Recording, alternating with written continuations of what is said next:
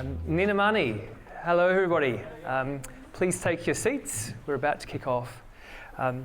My name is Craig Wilkins. I'm the Chief Executive of the Conservation Council of South Australia, and we are very delighted to host tonight's conversation in this space, the Joinery, which is one of our projects to ensure the environment is shared and enjoyed and people learn and grow and gather together.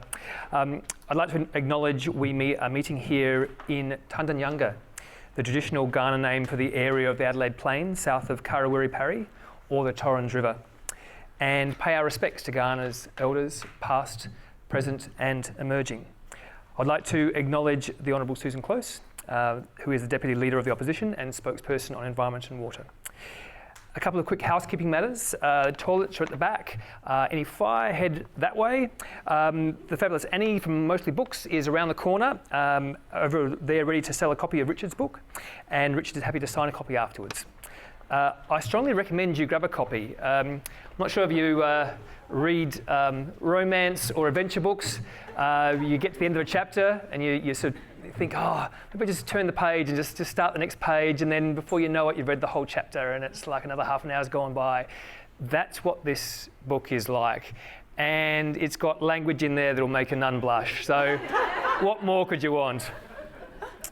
The Conservation Council is South Australia's peak environment body. We've been deeply involved in advocating for a healthy Murray-Darling system for many years, and are desperately worried that the rules and systems are not heading in the right direction. I'm not sure we'll come out of tonight more optimistic than when we started, but I'm sure we will learn a lot. The format for tonight is about an hour of a conversation between Kate and Richard, and then we will open it up for questions. So let me introduce our special guests. First up, we have Kate McBride. Kate is a fifth-generation grazier from Western New South Wales. She was born and brought up on Tolano Station, a 500,000-acre sheep property located along the lower Darling River. Over the past 5 years, Kate has become a familiar face in the fight for a healthy Darling-Barker River and Menindee Lakes, featuring on Australian Story, Q&A, and is a regular on Channel 10's The Project. Over the last year, she has been part of our team here at Conservation Council, which we're thrilled about, as a Healthy River advocate, and she has just commenced a fellowship with the Australia Institute. Joining her in conversation is Richard Beasley, SC. Richard is a Senior Counsel at the New South Wales Bar. He is the author of 5 works of fiction, including Hell Has Harbour Views, which was adapted for television by the ABC in 2005. In 2018-19, he was Senior Counsel assisting the Murray-Darling Basin Royal Commission. I'm sure at the time he didn't think he was gathering such excellent material for his first work of non-fiction, entitled Dead in the Water, published by Allen & Unwin in February of this year. Richard is a guest of the Adelaide Writers' Week, and we are grateful they have allowed him to present to us tonight. Please warmly welcome Kate and Richard to the stage. So Richard, my first question for the day is, you have of course written a number of other books. This is your first work of non-fiction, and they always say that truth is stranger than fiction. Did you experience that, and what pushed you to actually write a book about water policy and management and issues? Because obviously if it's a book about water policy, you know it's going to be a bestseller. No, I actually, it never occurred to me to write this book. But there's an old ex-ABC journo in Sydney called Quentin Dempster, used to be on the 7:30 report, and I met him at an Environmental Defenders Office dinner, and he took me to lunch and said, based on your tweeting activity, you should write a book on this. And I actually said, no, I haven't got time, it's not on my agenda. But he then insisted that I have lunch with a chap called Richard Walsh. Richard went to prison in the 1960s for publishing a magazine called Oz, which was a satirical magazine, and other people had prison sentences in the UK for doing Oz UK, Australians, but they had their convictions overturned. They were represented by Geoffrey Robertson, then as a junior, and by the guy that John Mortimer that wrote Rumpole. And then Richard went on to run Kerry Packer's magazines for him, and now he's a consultant publisher at Allen and Unwin, and he said, "You have to write this book. All I need is a one-page synopsis, and you'll have a contract." And he then gave a speech about why it was necessary for me to write the book, so I was guilted into it. So that's how I came about doing it. Amazing that anyone had faith that, I mean, you are brilliant, but to try and turn water policy into a page turner that's a hard job. I know. I think I should, at a minimum, get like 3 Walkleys. Yes, my old man is trying to turn it into a bestseller. No, I know. Yeah, he's definitely someone else. Peter Fitzsimons says that he's the #1 member of the Richard Beasley fan club, but he might have some competition, I think, from Rob McBride. Have you been surprised at the reception your book's got? I'm not really conscious of the reception because all of the feedback has been amazingly positive, but I know it's from people that have the same concerns I do about honesty in politics, honesty in bureaucracy, proper water management, the environment, doing the right thing. So those people are obviously going to give you positive feedback. I haven't had anyone criticise me. I haven't seen it or heard it.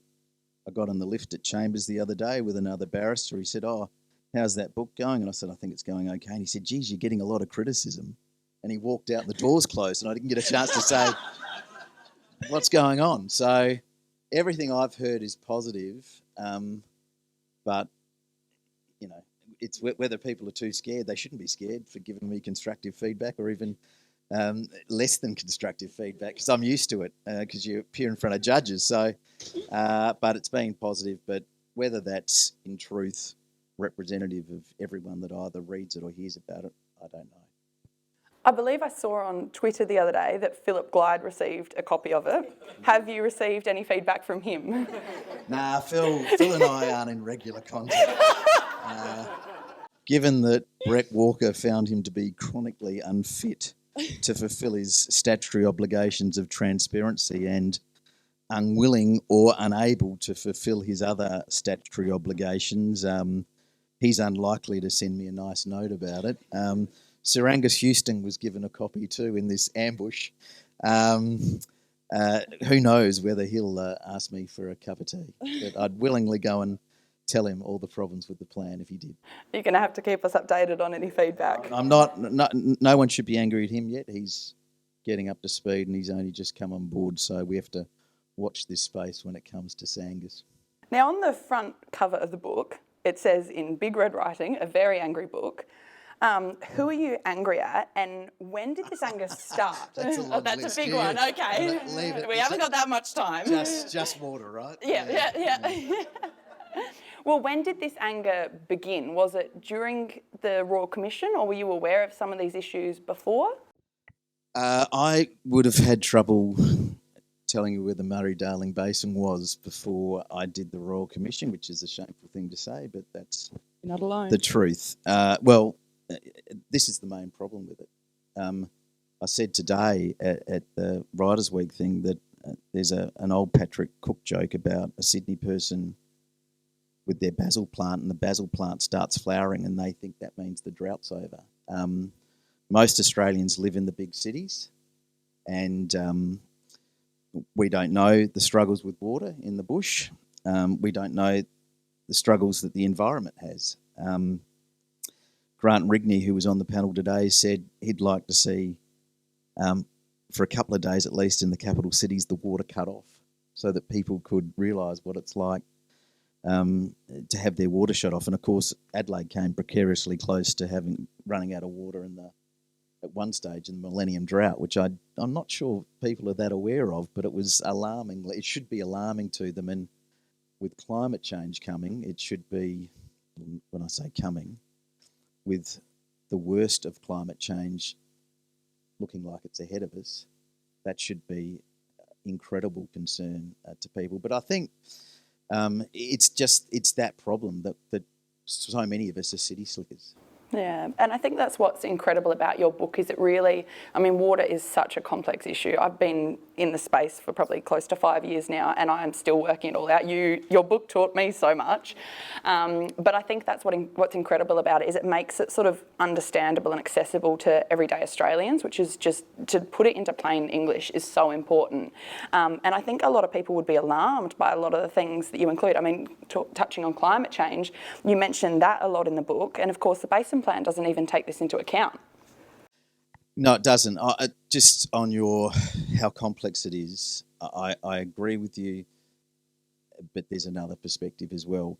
I think state water laws are incredibly complex, and how water's managed and how licences are managed at the micro level, it's really complex. But for the Basin Plan, what I've tried to get across in the book is that, and this is so everyone can see the gross negligence that's been involved in both drafting it and implementing it, is that it's got this really simple idea that is readily graspable by everyone, which is we've over-allocated the system for irrigation. We still need to grow stuff in the basin, so there still should be food and fibre grown in the Murray-Darling Basin, but we've overdone it by a lot, and hydrodenialism is the word I use in the book. It's someone else told me to use that word, but it's this being in denial about how much water we've got. We don't actually, in 1788 and in 1688 and 1588, we didn't have that much water. It's a long system. The Darling's long, the Murray's long, but it doesn't have much water in it. As someone told me early on in the Royal Commission, more water goes out of the mouth of the Amazon in a day than goes out of the mouth of the Murray in a year. So it's a feeble system. And the thing about the Water Act in the Basin Plan, it's got this very simplistic idea, which is we'll still grow food and fibre in the Murray-Darling Basin, but not too much. Not too much that we destroy the environment. And we'll take out, on a voluntary basis, enough water from this hugely over-allocated system to ensure that the environment survives, that we fulfil our international obligations under various treaties. And so the Act is this compromise between regional economies and the environment. And the amount of water that will go out to the environment, really simple. We won't have politicians involved. This is going to be done on the best available scientific knowledge. So fantastic idea, and that's what should have been the simplicity of the Basin Plan, which is 256 pages of garbage, but boiled down to its essence about how much water has to go out of growing food and fibre and go back to the environment is a really simple idea to be set by scientists.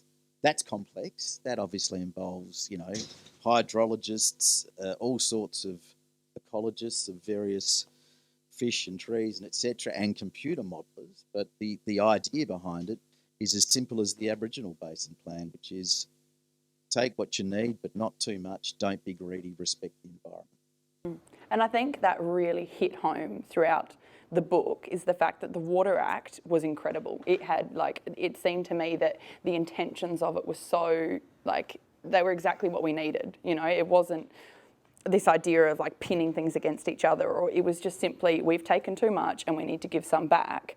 And since then we've got the Basin Plan and we just continue to see that eroded further and further. And yeah, I think it's really tough to see something that could have been so good all of a sudden just essentially corrupted into becoming... Yeah, so if explaining to someone so that they could get it with me only speaking for 5 minutes, I'd say this is the fundamental flaw with the Basin Plan, that John Howard clearly got backed into a corner by the Millennium Drought. And so he gave a speech where he said, I have to accept there is a form of a changing climate. I have to accept that because the data shows me that. And it looks as though it's getting on a long-term trend hotter and drier in the basin.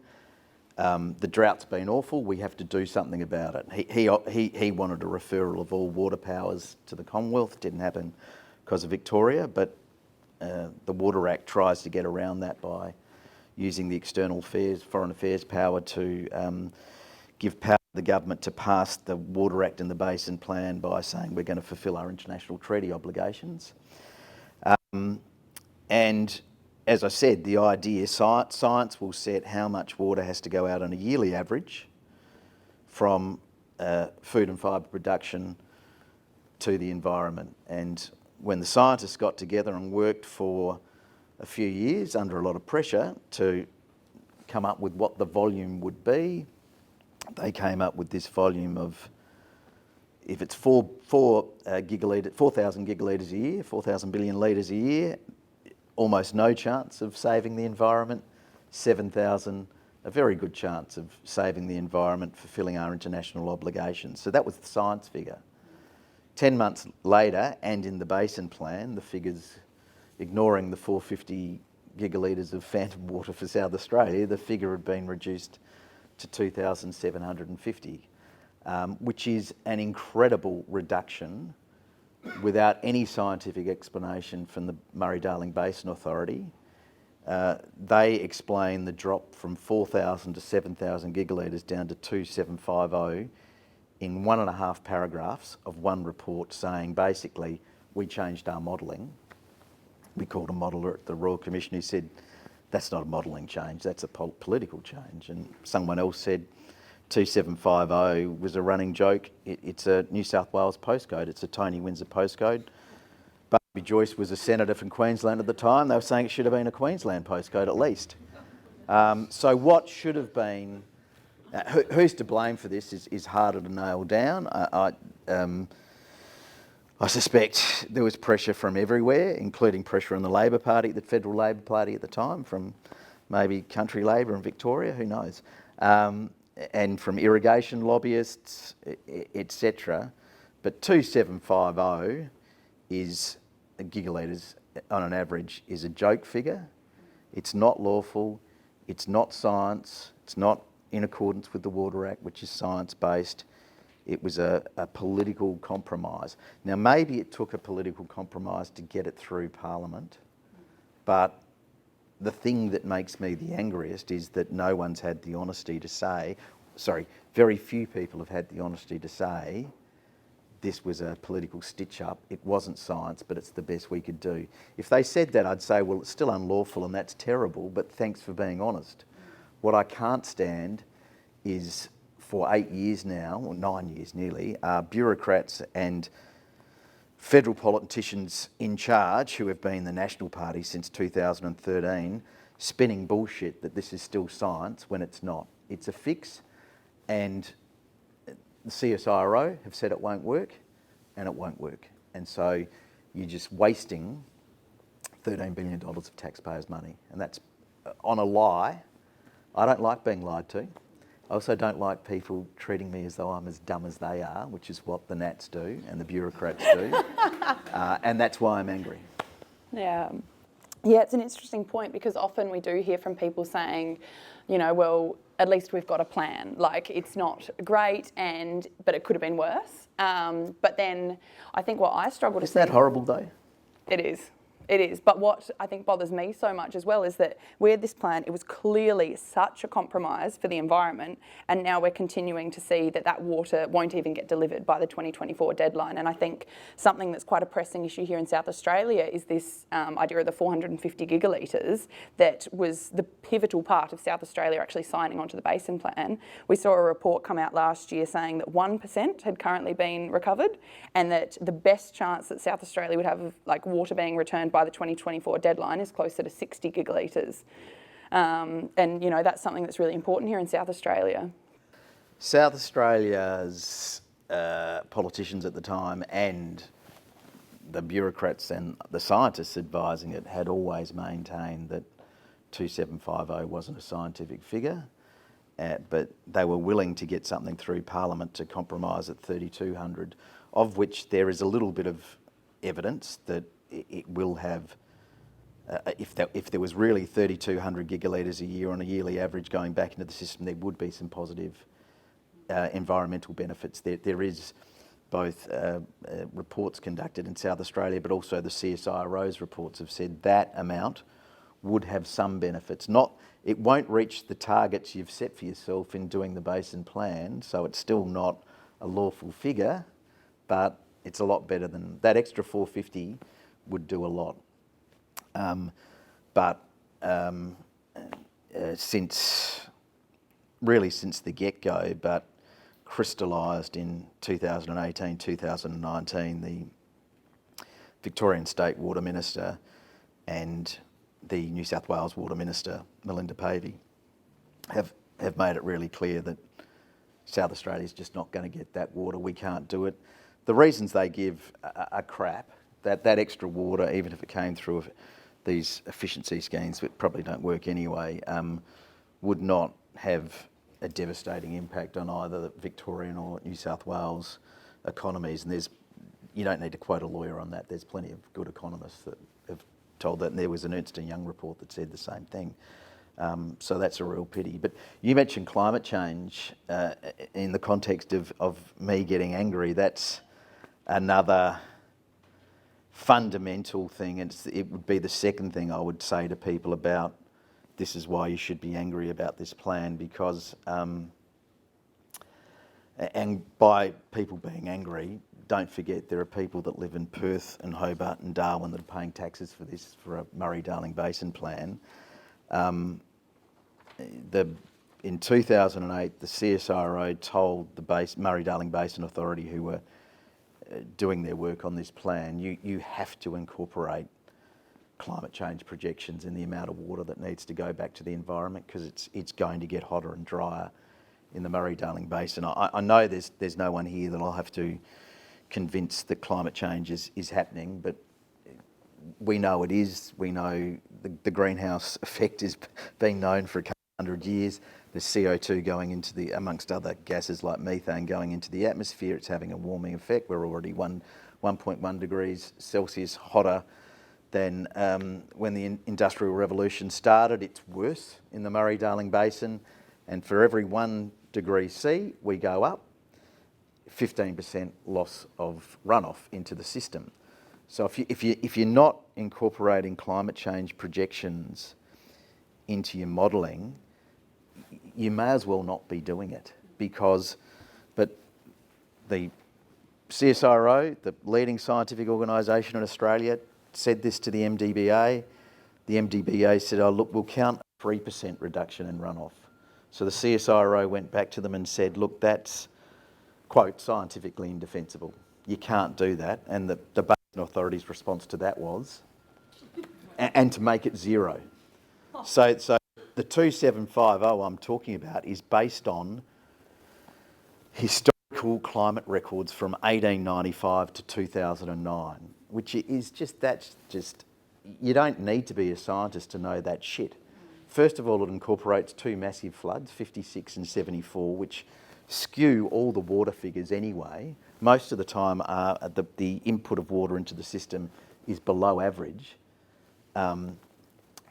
And so they're told this by a leading scientific organisation, and they count it as zero. And the reason they count it as zero is they know if they put in climate change projections, which is the best science, by the way, so you have to do it. That's the law at the moment under the Water Act. They know the 2750 figure, even if it wasn't a political fix, which it was, has to go way up. Because you have to, there's no point in this is a long-term plan. There's no point in having a long-term plan that stops with data from 2009 for the weather. The weather is the weather. We're talking about climatic trends that scientists can tell you are happening. So they didn't do that, and Brett said that's grossly negligent. I remember having a debate with him about that, and he's called it maladministration. I said, it's worse than that, but I couldn't get him to, maladministration and grossly negligent is probably fairly strong, maybe it's just me.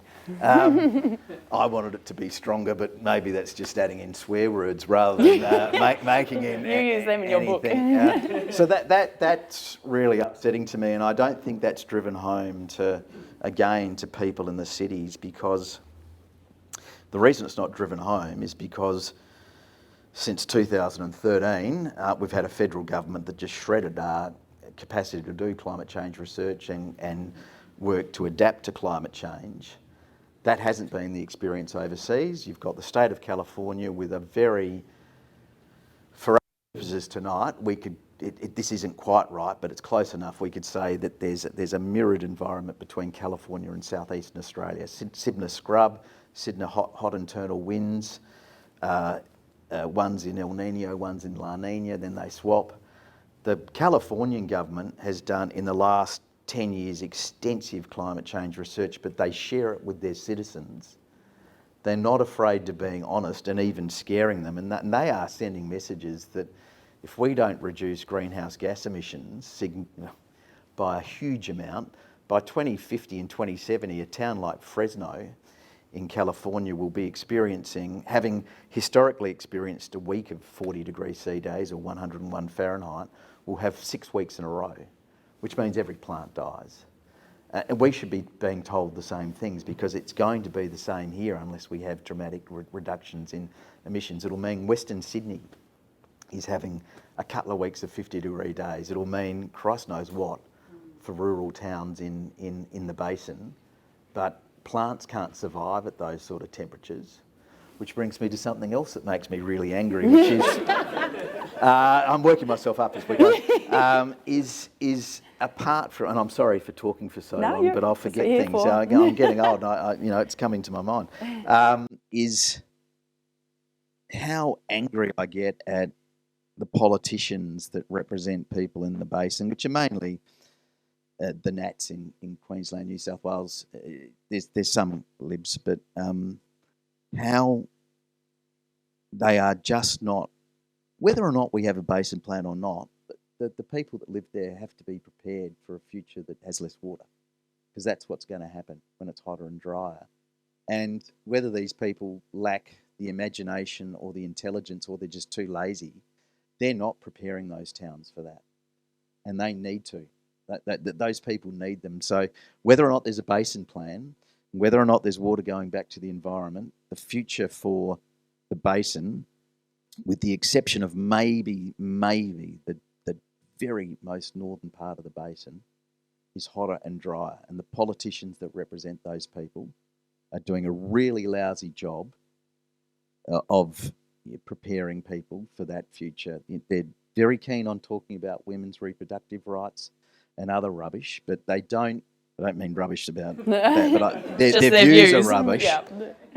But they're not really good at addressing what is going to happen in the next 10 to 30 years, which they should be. So. And it's interesting looking at some of the other impacts that climate change will have within the basin.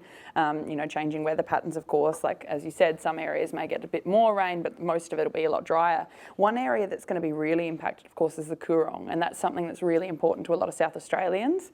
You mentioned in your book at one point what you think of people that think water flowing out to the ocean, what you think of them. And that's, I think... If you do a word search with a manuscript, the word idiot comes up about 2,800 times. It's brilliant. Yeah. But I think, for South Australians, it's like a constant battle of saying water needs to flow to the Coorong and also out to sea. Can you just explain, from your time understanding the basin and how it works, how important that really is? Well, I will give you my views, but my views are how people with real expertise have educated me. I think we all get a bit sick about people expressing opinions about some things they have no expertise in whatsoever, but I am a lawyer, so I'm used to experts telling me things and I can repeat them. Look, the whole thing with, for example, I was talking today about the barrages. The barrages, what Victorians and New South Wales people say about the barrages and taking them out is it's just crap. You can decide you don't want Australia to be a party to international environmental treaties, but whilst we are, that means we have to maintain the condition of the Coorong and the lower lakes. If we take out the barrages, we'll kill it. We'll kill the lower lakes, and it will have a big impact on the Coorong, which is already going to face, which is already a highly stressed environment because of lack of flow, and things are going to get worse as climate change impacts become more and more. So that, to me, that's an arid argument. If you want the barrages out, fine. That means we have to become not just a pariah in relation to climate change, but an environmental pariah as a country as well, because it means we'd be abandoning the Biodiversity Convention and the Ramsar Treaty. So that's rubbish. My opinion's always been, you know, if you want to take the barrages out or whatever, then stop every bit of extraction because you want it to go back to a natural system. Fine. Take all the weirs out. Yep, absolutely. Take all the everything. locks out, and no one gets to. It's 1788. Yep. We allow cultural flows to the Indigenous nations, the Aboriginal nations in the basin, but that's right. That's right. Look, in terms of the river's health itself, you know, this is trite, but rivers die at their mouths. And toxins and other things and other nutrients have to be flushed out the mouth of a river. Forget it's the Murray, a river, in order for that river to maintain health. Otherwise, you'll just kill it from the mouth up. And so that would in the long term, it would take a while, but you would be that'd be totally against the precautionary principle and intergenerational equity. It's what a horrible thing to make a decision as a political decision maker, or to suggest, as people do, that we should happily kill this river that we don't own from the mouth up, so that people can engage in huge extraction upstream for a certain number of other years. And one of the central themes within your book is the unlawfulness of the Basin Plan and various other projects and things like that. You wrote that your dog could win in the High Court against the Murray-Darling Basin Authority. Now, if this is the case... It's a smart dog. But if that's the case, why haven't we seen more litigation brought against the Murray-Darling Basin Authority or federal government or whoever it should be? I think... first of all, that would be a really big piece of litigation, and whether whoever might be found to have standing to bring it would need some funding to do that, and I can't see a litigation funder being involved in something that ended up putting dollars in their pockets. I think people also have a concern that even an unlawful plan is better than nothing, and it would be a big thing to take responsibility for blowing the plan up entirely. I don't think it's the best option either. Personally, my view... Is this litigation? Yeah. My view is, as bad as the Basin Plan is and unlawful as it is, and however much it makes me angry, we are better off keeping it and improving it and making it lawful through amendment in Parliament than blowing the whole thing up. Now, I could be wrong about that, but it's not going to be improved whilst the political mix stays as it is, but you have to be optimistic. What I suspect will happen is that we will have something like another millennium drought, and then people will start wringing their hands and go, oh my God, we've got to do something. But it might take that. At the moment, this summer, unlike the summer before, it rained some, which is the weather, it's not the climate.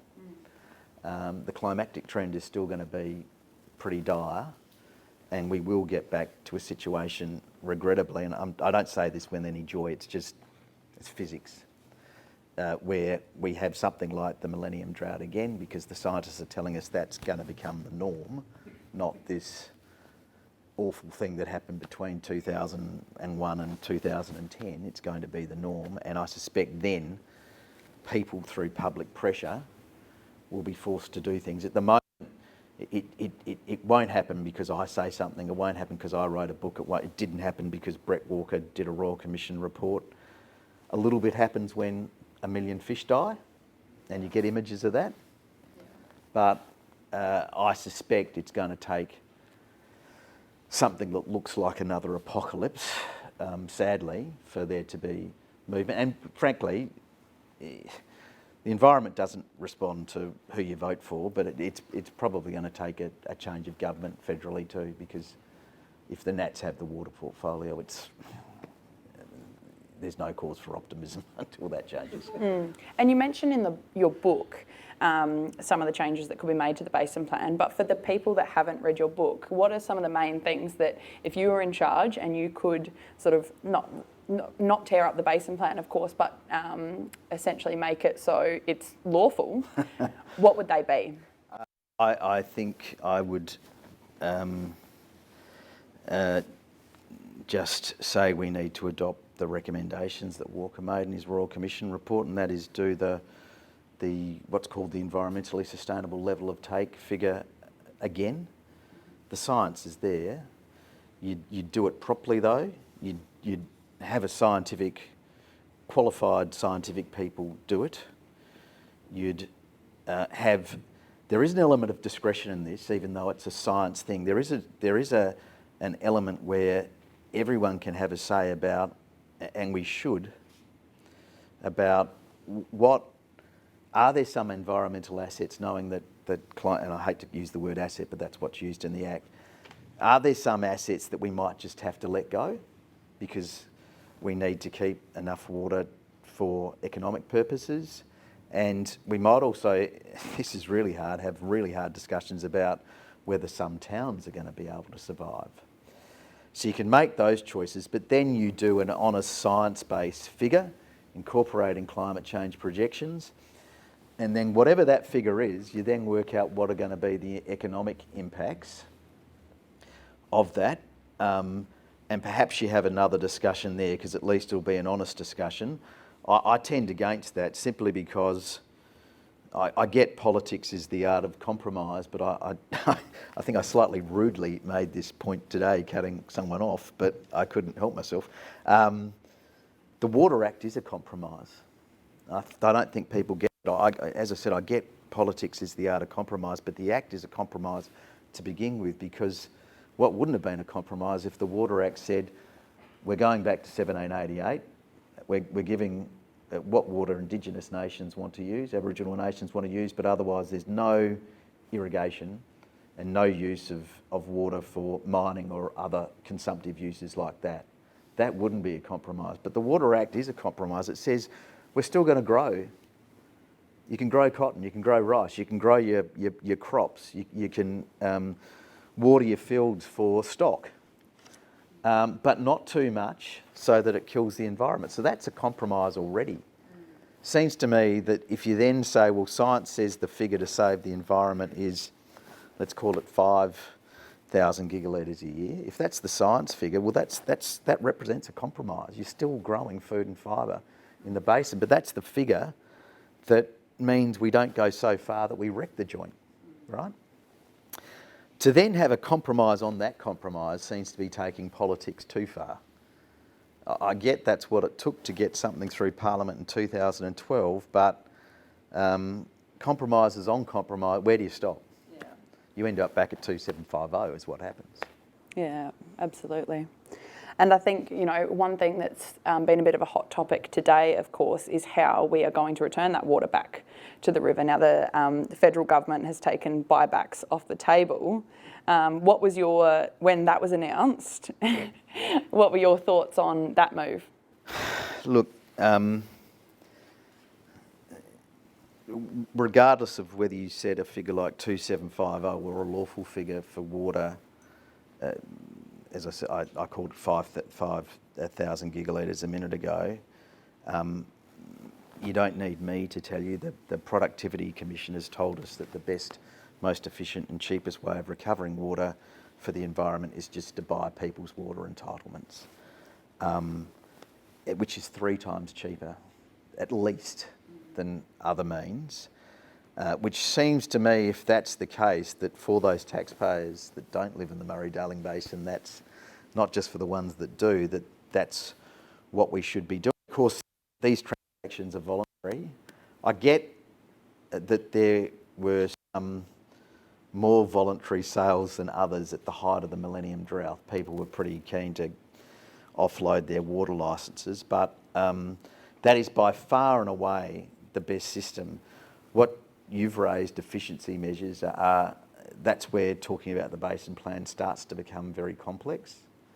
and people unfamiliar with the plan, I get that their eyes might to start roll over. But essentially, an efficiency system is a really simple example. Is a farmer that, let's use low figures of water, which I did in the book for my small brain, that if the farmer he or she has a 100 litre water licence and they spray their crop, they're obviously losing some to evaporation and a lot's not going on the plant. They actually only need 50 litres for the plant, and they're losing 50 that they're spraying around of their 100 litre entitlement because of evaporation and the rest of the water hitting the ground, going back into the groundwater or flowing back to the river, which is called a return flow.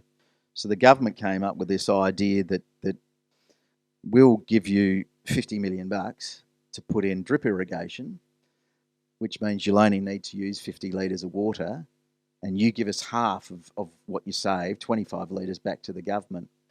But and this has been pointed out by so many experts, including the United Nations Food and Agriculture Organisation, that the Murray-Darling Basin Authority does not account for the fact that if you put drip irrigation in someone's system, so they're only using 50 litres instead of 100, you've got to count what the environment used to get when they were inefficient farmers that flowed back into the groundwater in the system. The Murray-Darling Basin Authority hasn't been doing that. And so figures about how much water is recovered from efficiency measures are pretty dodgy anyway. But this is really expensive, paying people huge amounts of money to grow almonds by drip irrigation, or other plants by drip irrigation, or other efficiency schemes, is something that this is what the Nats loved, because they were saying that buybacks were destroying rural economies when they weren't. And so I'm not surprised they've now dumped it, because basically most of these schemes, having recovered a certain amount of water, the rest from these schemes was meant to be South Australia's 450 gigalitres, which is now almost completely torpedoed. And it's interesting, you make in the book a really interesting point that I wasn't actually aware of, that when water is bought back from irrigators, a lot of the time they don't sell all of their licence. No. So they're not, pushed out of these towns. We're not losing our population from these rural towns. It actually, it's sort of, they stay in town. But what is, of course, benefiting is the environment in towns downstream. But it appears to me that often, and particularly it's the Nats, don't want to acknowledge the benefit that this water does to towns downstream. And a perfect example of that is Wilcannia, which is a town near me in Western New South Wales. That has a life expectancy of 37 for males. And when there's water in the river, life expectancy actually increases and crime rate decreases. And yet the Nats don't really want to acknowledge anything like that, because that would mean that putting water back in the river is a good thing. Here's a lawyer's trick. The Nats are against buybacks because they say that buying water licences or parts of water entitlements off irrigators destroys local communities, and it's had this huge economic blow to towns, lowered school numbers, done all sorts of horrible things. If you politely listen to them and then say, what is your evidence for that? They're actually unable to come up with what's really good economic evidence. There are lots of, again, this isn't something you take a lawyer's word for, but there are lots of very good economists that have done a lot of work in this, and with the exception of some really very heavily dependent heavily dependent on water small towns, for which buybacks probably did have a significant impact, buying water entitlements has not had anywhere near the impact that the National Party has said it has had on regional economies. For a start, as you said, most people that sold water to the government didn't sell their entire licence, so they stayed in farming or irrigating mainly, and decided to get supplementary water, they go on the water market. So they didn't leave the town, they didn't leave farming, but by far and away, the things that have impacted regional economies are not people buying water, but things like, mechanisation alone. You've now got machines that can do the job that it used to take in terms of cotton. One machine will do what 20 people used to have to do. There are other things that have had productivity prices, the quality of the soil, all these things, and economists will tell you, have bigger impacts on regional towns than buyback. So there's been this scare campaign, very efficiently run, and easily being able to be used because the Nats have the water portfolio, the water ministry in federal parliament and in New South Wales. There's been this scare campaign run about both the basin plan and buybacks, alleging economic catastrophe that just isn't backed up by good economists. And a question about the South Australian government. So in the book, you're quite critical. Do you think our government is doing enough for us down here? No, I don't. Look, again, I would have these same views no matter who I vote for.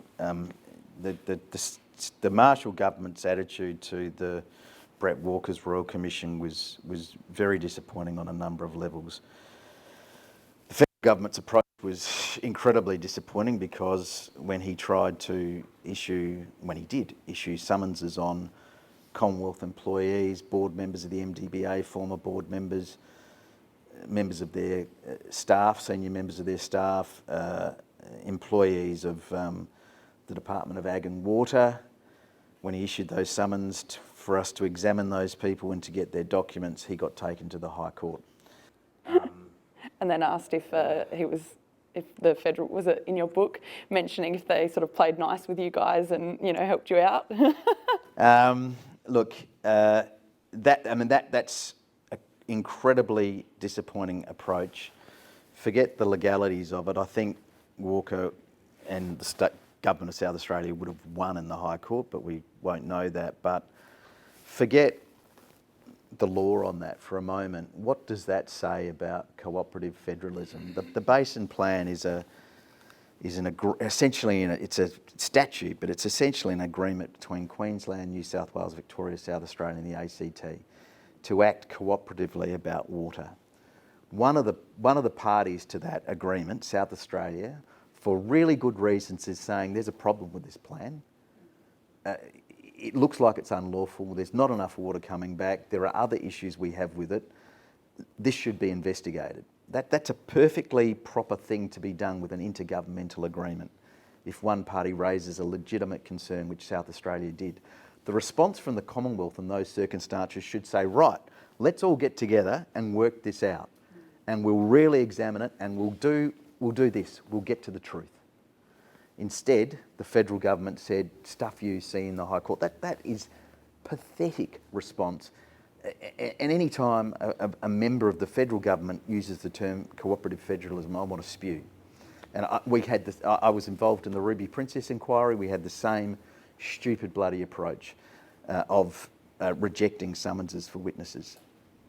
So that was incredibly disappointing from the Commonwealth. What was incredibly disappointing from this government, the Marshall government, was Brett wrote to the State Attorney General saying, look, I can write you a report without these witnesses, but I would be greatly assisted and would greatly prefer to have the time for this High Court proceedings to be heard and to see whether we win and we can ask questions of these people under oath, which is what should have happened.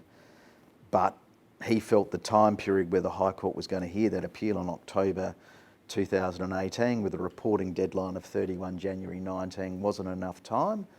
So he said, I'd greatly prefer to have this extension. The response from the government was Vicky Chapman, without speaking to him, putting out a press release saying Walker doesn't need an extension, which I can guarantee you, if you were in the room with him when he read that press release, the language in my book is tame.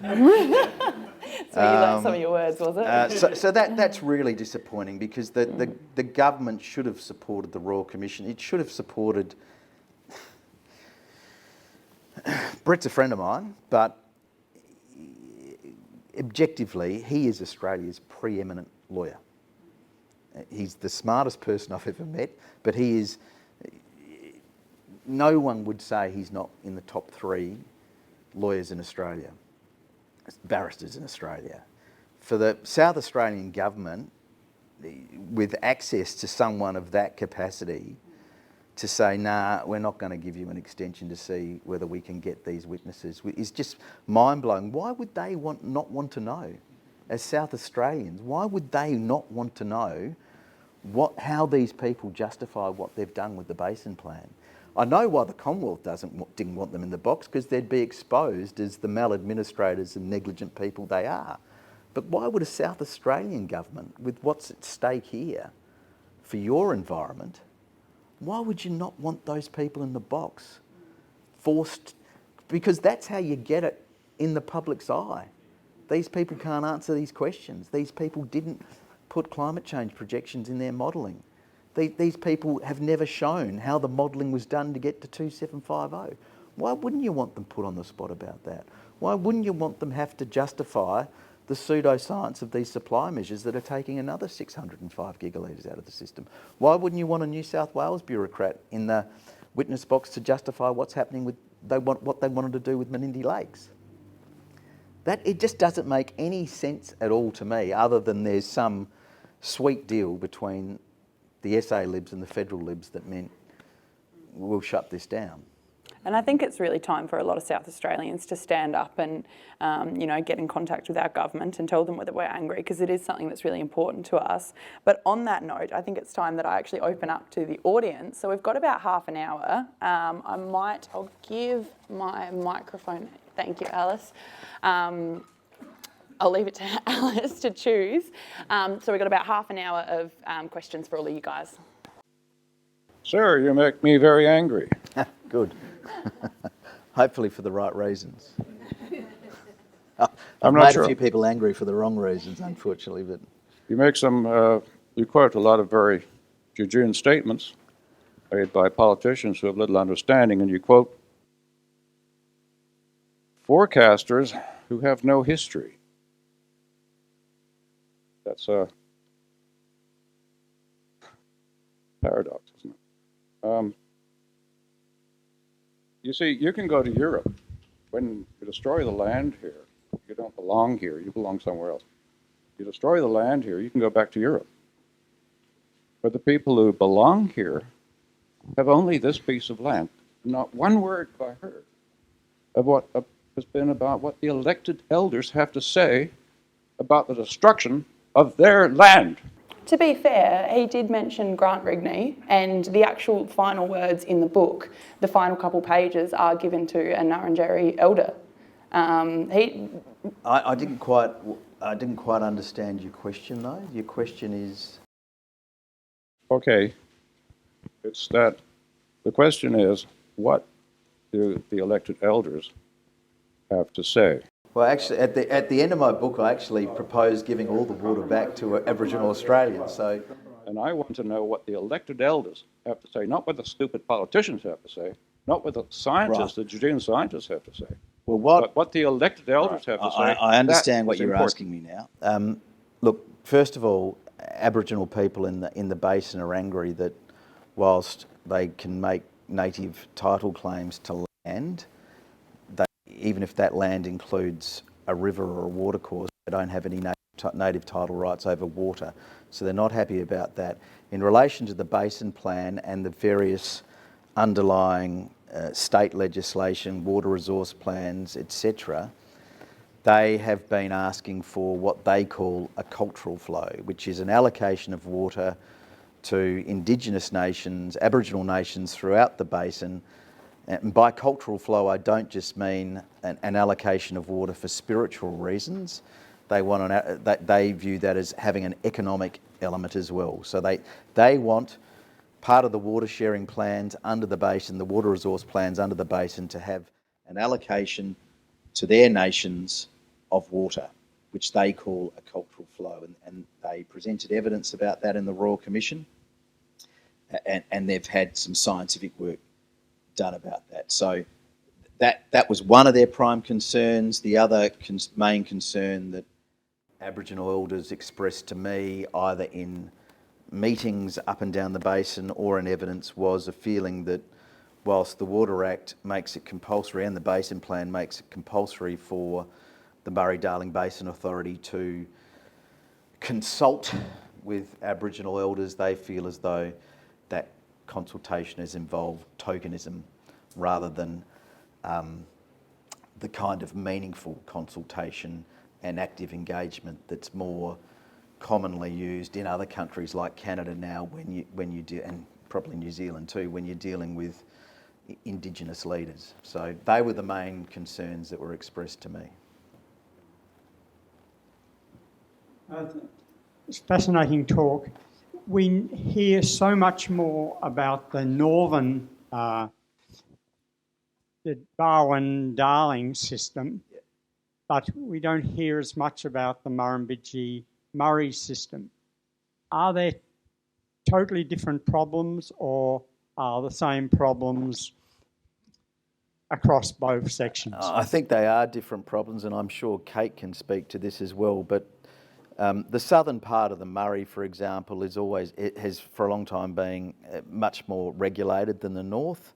So a high use of meters, not as much theft. It doesn't mean it's not an over-allocated system, but of course the Murray also gets some water from snowmelt, which you don't get up north. The problem up north is in the northern part of the basin. If I was listing the problems, one is gross over-extraction of the water, so that it doesn't, and this is a particular problem for the Darling River, gross over-extraction of water in northern New South Wales and southern Queensland, and massive storages that it's incredible to someone like me as a planning lawyer how this has just been allowed to happen without any government oversight at all, but massive storages of vast quantities of water. You're talking water storages that might alone, Cubby Station alone holds the same amount of water as Sydney Harbour. I don't know if you've been to Sydney Harbour, but it's a vast harbour. I'm not just talking about the water between North Head and South Head or even to Circular Quay. I'm talking about water right back up the Parramatta River through Darling Harbour, and it's deep because, I mean, I've been in Sydney Harbour when there's been an aircraft carrier in it. It's deep as well. It's 500 billion litres of water. That's what Cubby Station's got. There are multiple storages like that up north that when it rains, the water, and there is a flood, and the floodplains get water, instead of enough water getting back to the system to ultimately get down the Darling, it's siphoned off into these big storages. You mentioned the Barwon-Darling. That's particularly has at least been in the news because there was some water theft there that ended up in a Four Corners program. Theft is obviously bad, crime's bad, I don't endorse it, but it actually is a minuscule amount of water. That's the main problem. Is just before the Basin Plan came in, the New South Wales government allowed this water plan for the Barwon-Darling, where it allowed pumping at much lower flows than had previously been allowed, and with much bigger pumps, and that has screwed the Darling River and screwed all the towns that rely on that water. And until, I mean, again, talking about being an optimist, there's not a lot going to happen in that. And there's been the Australian Academy of, again, don't take me as a lawyer, Australian Academy of Science, amongst other scientific bodies, including New South Wales government scientific bodies, has said the rule changes to that Barwon-Darling water sharing plan have had a big contributor to the problems in the lower Darling, a big contributor to the lack of flows, and a contributor to what you see with algal outbreaks and the fish kills. And if you add climate change on top of that, you really, it is effectively a Commonwealth New South Wales decision to just kill the Darling River. And it's an interesting question as well, because I often get asked the question, well, you're from the Darling River, what are you doing down here working with Conservation SA? And I think it's because I'm at the bottom of the Darling, and of course South Australia's at the bottom of the Murray, so we do have similar issues. And I think it's quite similar across the whole basin. Like, I work with people, I'm a Healthy River ambassador, so I work with people across the whole basin, and there are similar issues that we experience. And I think we work together really closely because we've been through similar things. But then, of course, there's a lot of issues that are just in your certain area. So, of course, one for me is the Menindee Lakes, but then there's other, projects elsewhere that are just as questionable. So we work really closely with them. And it was only a few years ago where I used to think no one knew about the Darling, and the Darling never got a mention, and it took a fish kill and a lot of Four Corners episodes and things like that. But now people are talking about it, and so I think I'm optimistic that people are switching on a little bit more to water issues Australia-wide, and not just focusing on the Murray or just the Darling. The Menindee Lakes that Kate mentioned is a great example of the negligence and the quoting from the Royal Commission report, incomprehensible decision-making of people involved in the basin plan. The New South Wales government had this idea that it could get out of having to recover over 100 billion litres of water, 100 gigalitres of water under the basin plan if it operated the Menindee Lakes differently than they had been by, if they did fill out, getting the water out really quickly and cutting off one lake, Lake Corndilla, altogether. And they put this, it's called a business case, Christ knows why, to the Murray-Darling Basin Ministerial Council. But even the Murray-Darling Basin Authority wrote back to the New South Wales government saying, you do realise there's 28,000 hectares of native fish breeding ground there that you're going to wipe out? And the New South Wales government went there, oh yeah, we better think about that. So, I mean, that's gives you a flavour of the gung-ho approach of, all right, we have to recover this 2750, we're just going to do it we don't care. One, we're not going to recover that amount. We're going to make sure it's as low as possible. It won't even be 2750, but we don't care about being as environmentally destructive as we have to be to pretend we're recovering that water. Richard, congratulations on your book. Thank you. I'm a research scientist of 40 years, including being a professor of irrigation, and living in Griffith for 17 years. Sounds like you should be up here. And what you've articulated is, I guess, expresses in a book all of the frustrations and anger that I've felt over time. And I reckon you need to write a prequel now, and it's going to have a few things in it. One is, I think it's really important to acknowledge the really great work that was done by particularly CSIRO scientists and a number of others, ecologists and hydrologists and so on, that set up the Water Act, that gave it the guts, that really got it to focus on the environmental outcome that is needed.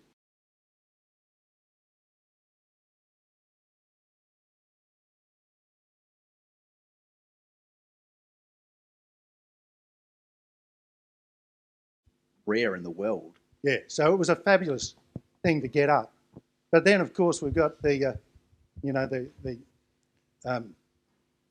result of political pandering in the northern part of New South Wales that really caused the demise of the Darling. And then another big thing that needs to be recognised is that this huge wealth transfer that went on when we transferred from a licence arrangement to a property right.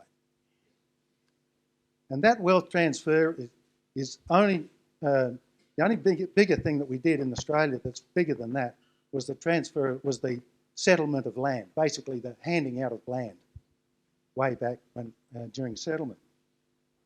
So that needs to be recognised. And it's one of the reasons why ordinary taxpayers and ordinary Australians should be concerned when irrigators get really upset and say, I've got a bad deal. They got a damn good deal, a really good deal. When water's now worth $7,000 megalitre in permanent transfer, this is mega bucks that we're talking about now, and it was just handed over. And then the other bit that needs to be recognised in prequel is white ante that's gone on by the states when they brought down the Murray-Darling Basin Commission. because you had a very good setup there. They were really challenging the states. Had a very good CE at that time, and they basically white-handed it to the point where it's become, as you know, a political vehicle. And that story needs to be told, and there's lots of stuff that's gone on there, which is really very, very unhelpful. I was hoping to leave water alone, but look, the points you make are all good. We just didn't have the resourcing or the time to look into everything you've just raised. Obviously, in relation to what it costs to buy water and who's got the power and the deep pockets to buy water, there are other regulators looking into that issue, but clearly when you don't need to be a Nobel Prize winning economist to know that if a product is in short supply, so if it doesn't rain much, there's not much water, the price goes up. Who's going to be able to buy it? An average farmer or a Canadian super fund. There's an obvious answer to that. So that is a massive problem. I think, look, with the states, I get that the New South Wales government is going to act in self-interest for the New South Wales government. The Victorian government's going to do the same, and I would expect the South Australian government to do the same. Queensland's always just bloody done what it wants to do because it doesn't care.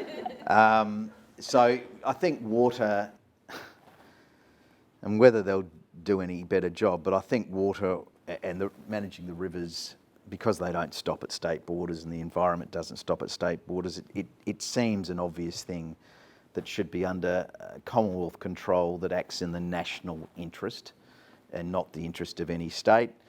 We nearly had that when our constitution was formed, but New South Wales torpedoed that, and then Victoria torpedoed it for the Water Act. But it probably, to me, Brett didn't want to go too hard with this because he has such little faith in Canberra. But I think on balance, managing this Murray-Darling Basin system is a job for a federal government, not leaving it to the states. Sorry, Here Richard. we go. Here we go. Just a question, Richard. I guess we've got elections coming up in about 18 months, and the last focus in New South Wales was about a football stadium, not about the ecology of the I was system. in that case for the Minister for Good on you. Lamborghini out the front, I noticed. 70% of South Government rates don't get you elected. 70% of South Australians' livelihoods depend on the Murray-Darling Basin. If I was in opposition, if I was in opposition, Are you asking me this question? no, it's kind of dual-edged sword. But I'm going to ask you the question at the end. Yeah. This is, and we're working very hard in the New South Wales opposition. This next election must be about one issue: the collapse of the Murray-Darling Basin. And it's amazing that the South Australian Water Minister isn't here tonight. Not if you've read the whole book. No, obviously I read the whole book. He was included in the whole book. I guess it just shows you the arrogance of the system at the moment. The Liberal Party did close down the Royal Commission, and it was just game over when you had done so much. So my question is, sir, if you were in opposition at the moment, what would be the question if you were going to potentially look at supporting the opposition? What would be the three issues that you'd say, okay, these are the three issues pertaining to the Murray-Darling Basin the Murray-Darling Basin plan. If we get these things right, we'll get Labor back in this state or Labor back in other states or support independence. So the question is, what are the three top points to fight for? I will answer your question, but I'll give a footnote that I don't give political advice. And I also think that the election is likely to involve a few other issues than just the basin. But I do think, and again, this really isn't political advice, but I just do think that whether it's the Marshall government or a potential Malanakis government, that water security for Adelaide and South Australia and how the federal government can assist South Australia and Adelaide adapt to climate change is a big issue, and that should be front and centre. And I think the current state government, for some of the reasons I've already mentioned in relation to their attitude in what was a state-established important Royal Commission for this state, is pretty weak and vulnerable on that. I get you don't have to curse and swear at your political colleagues in other states, but equally you've got to be very cautious about cozying up to them and think they're going to be nice to you, because that they're not your friends. That the New South Wales Water Minister and the Victorian Water Minister, the Federal Water Minister, is not South Australia's friends. And if you haven't really thought out at a very, very precise level what South Australia's position is and what South Australian policy should be, and are firm on that, they just laugh behind your back. And there is an example. I don't need to risk defamation because there's a finding in a Royal Commission report that Brett found that David Spears represented this state very poorly in relation to the 450 gigs. I get it's really hard, and I get it may well be that they're intractable on this issue, but you have to keep what ammunition you've got. And there was, at least whilst it wasn't being obeyed, there was a law as the Basin Plan legislated on South Australia's side. And if you give that chip to a New South Wales or Victorian bureaucrat, you're not. The state will get screwed on that point. They just will be. They're ruthless. So I would, as I said, I wouldn't give political advice, but in relation to in my view, water security is central for Adelaide and central for South Australia, as is what are going to be the impacts of climate for this state. And you'd want to be a South Australian government that was really firm with Canberra about you have to do this to help us.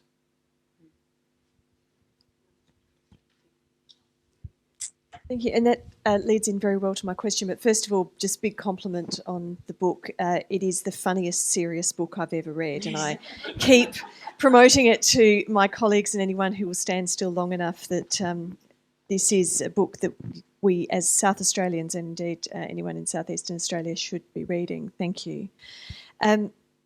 My question really is, if I am remarkably and unusually generous to David Spears, his argument is, look, I had to keep them at the table. And so, indeed. But my question is, what happens if they walk away? How does that play out? And could it be any worse than what it appears to be now? If New South Wales or Victoria walk away from the Basin Plan, I think we need to think, what does that actually mean? There's still a Basin Plan. It's Commonwealth legislation. It just means they're no longer going to Minco meetings and no longer engaging, no doubt, with water resource planning under the Basin Plan, etc. Whether that would actually make any difference to this state, I actually don't know that it would. So the same amount of water would essentially have to be recovered? Yes, that's the law at the moment. I mean, and also the federal government's legislated a cap on buybacks. So we're at the 1,500 gig limit, and they've told us there's no more water from buybacks.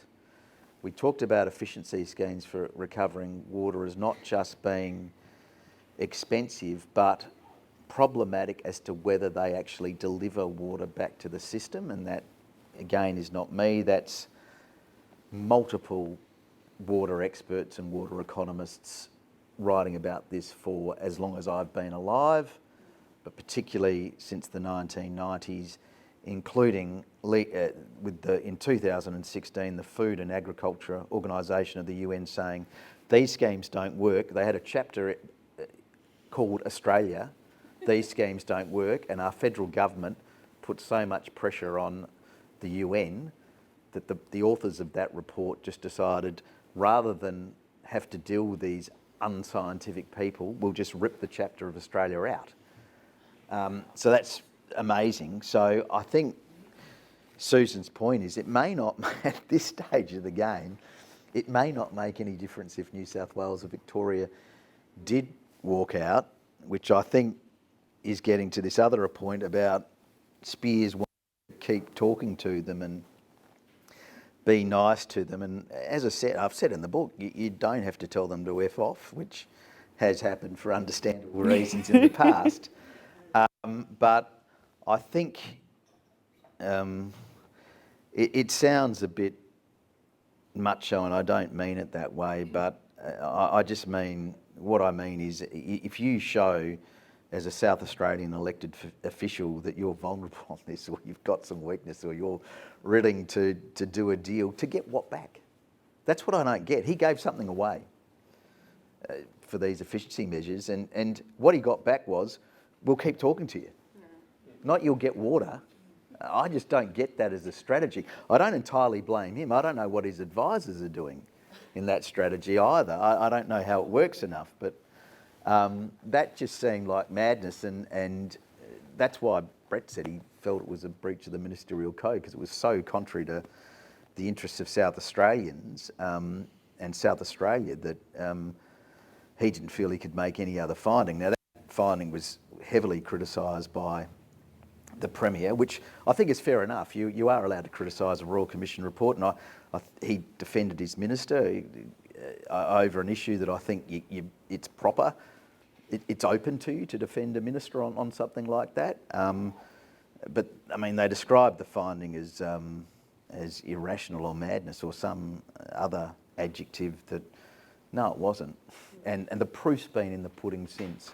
None of that water has come. I mean, the defence at the time was, we're going to get this water. It kept having all these optimistic statements from the minister that it'll be coming, and it's fantastic, and now we're all friends and we're all sharing a beer together and it's all going to be great.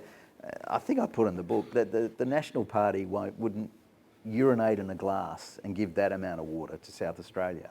They're not going to. So it was a very strange negotiating tactic to me, and prompted a very, as a lawyer, it's not, you usually don't go in and start throwing things the other side unless you're really screwed. And I think Brett, in his mindset that he's got, he just couldn't conceive of how anyone could think that was the strategy to deal with bureaucrats from New South Wales. Anyway. I think we have time for one more quick question. Hi, I'm Anne Jensen. I'm a wetlands ecologist and a Healthy Rivers ambassador. Hi, Anne. Thank you, Richard, for writing the book. Thank you to you and Brett for listening to the scientists and for taking the time to read and understand what they were saying, and for giving them due credit for all the science that underpinned the early work of the basin, as Wayne was saying. In your book, you talk about wanting to raise the numbers of howls of informed outrage. What I would like to ask is, if we can raise those howls, how do we make them really effective? Where do we direct them, and what do we say with them? I think, again, I'm out of my comfort zone because I'm now being asked to give a sort of like action group advice, which I think probably someone else could give advice. But I think this is, as I said, I think things won't change because I've written this book. I don't think. These things happen. But it's like the more people that know about this problem, I think I said before about the city people not being aware of this problem, the more we talk about it, the more meetings there are like this. I mean, I will say yes to anything to turn up to talk about this topic. I'm coming back to talk to the Coorong people in a couple of weeks. It's a slow process. I do think, though, as I said, it will probably take a looming environmental catastrophe or a thing like a massive fish kill to get it back in the public. So I'll give you an example of that. Like, you know, when a publisher publishes your book, you're given a publicist. They try and get as much publicity for it as possible. They send it to television people and news people. And the television people have all said, yeah, we love this book, and as soon as there's a real problem with the Murray-Darling Basin, we'll have him on. But they'll have you on, but they want to do it in the context of someone like Rob holding up a dead cod.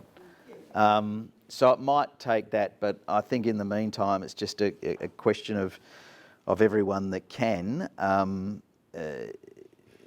doing what they can. I do think that this shouldn't be taken as a political bias, but I do think that the state opposition here have a more mature view about the Murray-Darling Basin and what's needed for South Australia.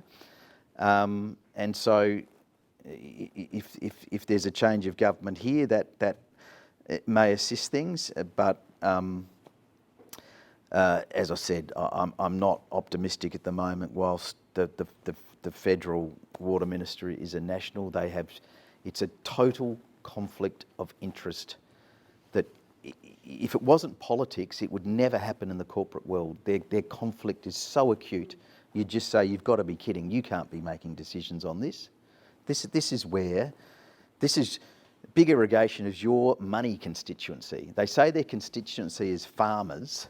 I don't think it is.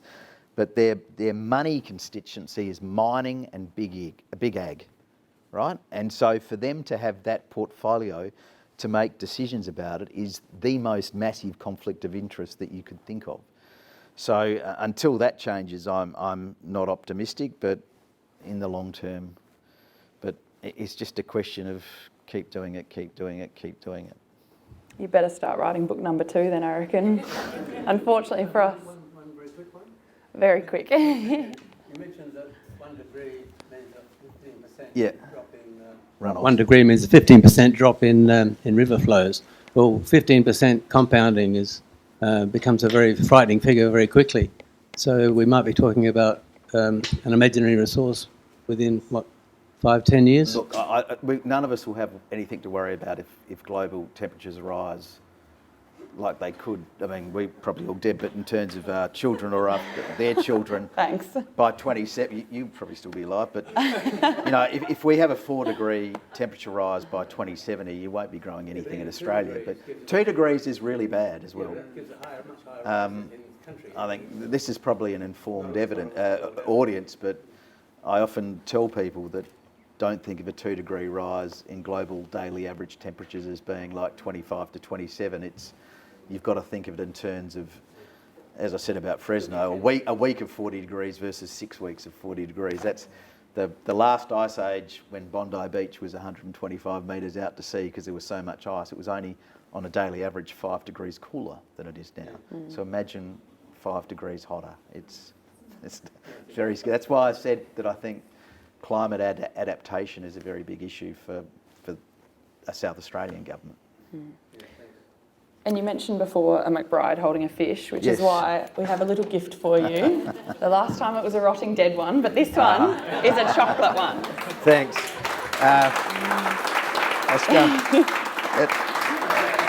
Unfortunately, it looks suspiciously like a carp. Yeah, well, probably.